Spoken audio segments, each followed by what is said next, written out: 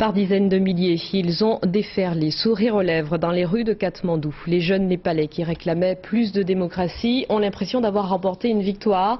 Après 3 semaines de manifestations quotidiennes, violemment réprimées, le roi du Népal, qui concentrait dans ses mains tous les pouvoirs, accepte de rétablir un parlement dans le pays. Magali Forestier, Stéphane Taponi. La jeunesse népalaise avide de démocratie. Pour fêter la victoire du peuple sur le roi, elle a choisi ce lieu symbolique, la place où avaient lieu les discours politiques, interdits depuis 4 ans. Ce leader du mouvement étudiant communiste accuse l'armée, fidèle au roi, d'avoir tué volontairement ses concitoyens lors des manifestations de ces 2 dernières semaines.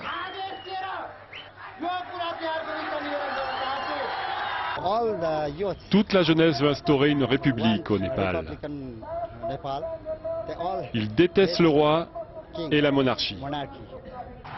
Cela arrive de l'est du Népal, une zone d'affrontement entre l'armée et les rebelles maoïstes. Ils comptent sur les futurs dirigeants pour ramener la paix dans leur pays. Pour mater la rébellion maoïste, le roi nous a confisqué la démocratie. Ce n'était qu'un prétexte, parce que depuis qu'il s'était octroyé les pleins pouvoirs, il n'avait pas du tout résolu le problème maoïste. Soudain, mouvement de panique.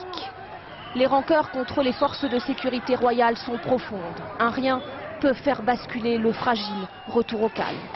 Il paraît qu'il y avait un espion du gouvernement dans le meeting.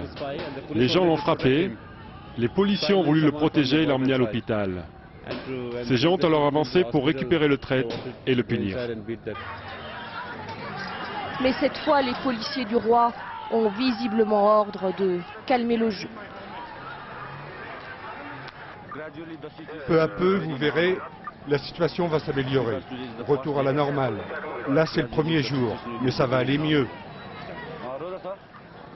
Finalement, les forces anti-émeutes préfèrent se replier. La foule finira par se disperser. Cela devrait prendre 6 mois à 1 an avant que l'Assemblée constituante ne décide du sort du roi. Au mieux, le roi devrait devenir un monarque potiche. Au pire, il devra partir. D'ici là, la population espère que les partis tiendront leurs promesses. Sinon, la situation risque encore de dégénérer.